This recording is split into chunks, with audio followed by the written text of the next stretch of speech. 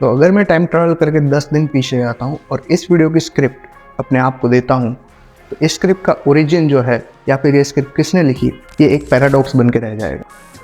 हम बहुत सी मूवीज़ देख चुके होंगे जिसमें इसी टाइप के पैराडॉक्स हमें दिखाए गए हैं, बट अगर आप उन्हें नहीं जानते तो डोंट वरी, क्योंकि आप फिक्शन फैन चैनल पे। तो let's dive into all of this paradox. पहला जो पैराडॉक्स है जिसके बारे में हम बात करेंगे वो है time loop paradox. Yes, I know आप बोलोगे कि बूटस्ट्रैप पैराडॉक्स का क्या हुआ, बट उसके बारे में मैं एंड में बताऊंगा ताकि ये लूप जो है वो कंप्लीट हो सके। You know what I mean. Time loop paradox एक ऐसा पैराडॉक्स होता है जहाँ पे कैरेक्टर जो है वो एक ही टाइम फ्रेम के अंदर फंसा हुआ होता है, जहाँ पे बार बार वो उसी टाइम को दोहराता है और यूजुअली इस टाइम के एंड होने पे उसकी डेथ हो जाती है। ऐसी कुछ मूवीज़ की अगर हम बात करें तो एज ऑफ टुमारो सबसे पॉपुलर मूवीज़ में से एक है जो इसको फॉलो करती है। इसके अलावा और भी बहुत सी मूवीज़ जैसे कि Groundhog Day, happy death day movies मूवीज़ भी इसमें शामिल है। अगला जो पैराडॉक्स आता है वो है ग्रैंडफादर पैराडॉक्स। इसके अंदर हमें दिखाया जाता है कि कैसे पास्ट में जाके कोई अगर चेंज किया जाए तो उसका प्रेजेंट के ऊपर काफ़ी ज़्यादा इम्पैक्ट पड़ जाता है। इसका सबसे पॉपुलर और आइकॉनिक एग्जांपल अगर हम देखें तो बैक टू द फ्यूचर की जो मूवीज़ है उनके अंदर ग्रैंडफादर पैराडॉक्स को बहुत ही अच्छी तरीके से टच किया गया।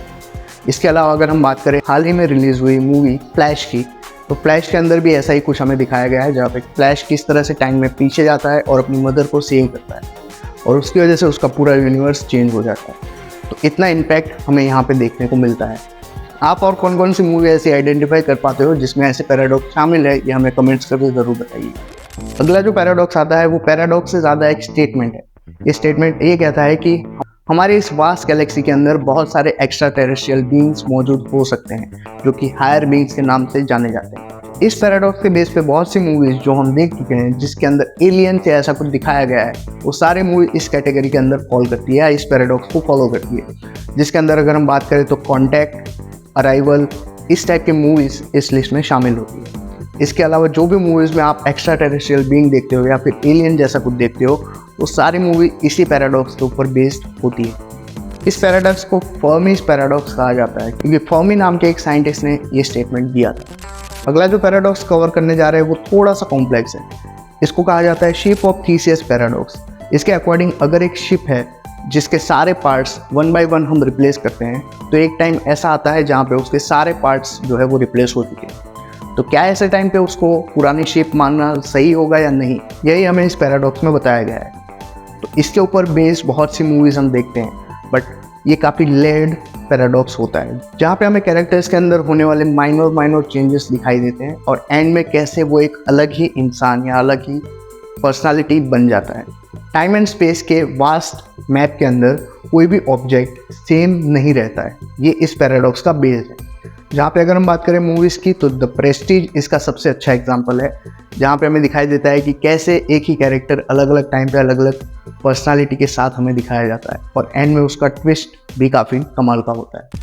और अब बात करते हैं जिसके बारे में हमने इंट्रोडक्शन में बात की थी, यानी कि द बूटस्ट्रैप पैराडॉक्स। इस पैराडॉक्स के बारे में मैं आपको पहले ही बता चुका हूँ, बट इसकी अगर हम मूवीज़ की बात करें तो द लूपर इसका सबसे अच्छा एग्जाम्पल है, जहाँ पे फ्यूचर में से कैसे एक इंसान को पास्ट में भेजा जाता है और उसी के हाथों से उसकी हत्या होनी होती है जो अवॉइड हो जाती है, और किस तरह से एक डोमिनो इफेक्ट स्टार्ट होता है।